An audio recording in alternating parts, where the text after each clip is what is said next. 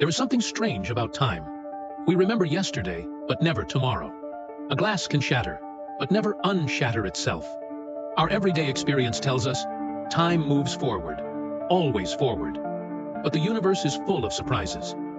Imagine two planets orbiting a star, silent and steady. If you rewind their cosmic dance, the laws of gravity remain unchanged. Rewind further, and electromagnetism quietly obeys its equations. The math does not care if time is running backward or forward, so why do we? The secret is not in the dance of planets or the laws of motion, but in the way things become disordered. This concept, entropy, is often described as disorder, but it's more than that. It's the number of possible arrangements for a system. Picture a tidy room. Perhaps it was just cleaned, but there are infinite ways to turn it messy. Books on the floor, papers scattered, coffee cup toppled. A messy room, however, rarely becomes neat again without help. The odds are against spontaneous order. Or imagine a glass. When dropped, it shatters into countless fragments, each piece flying in a different direction, forming a unique pattern. The shattered glass has hundreds, thousands, millions of possible configurations, but there is only one way for all the shards to leap up and assemble themselves perfectly back into a cup. Statistically, entropy grows. This is the second law of thermodynamics. In a closed system, entropy, disorder, increases. Not because nature prefers chaos, but because higher entropy is simply far more likely. If you roll the dice enough times, you almost always end up with disorder. Here, the arrow of time emerges.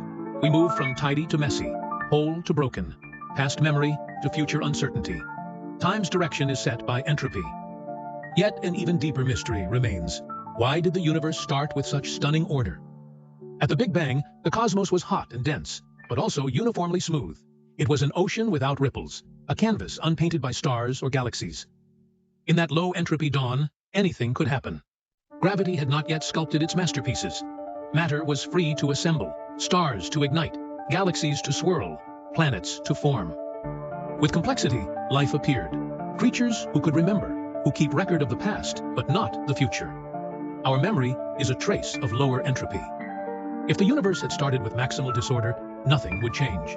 There would be no motion, no evolution, no history. There would be no time's arrow, only a quiet stasis, a cosmic equilibrium.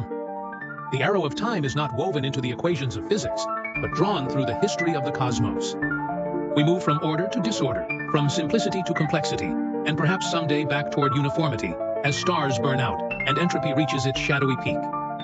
For now, we live in a brief window.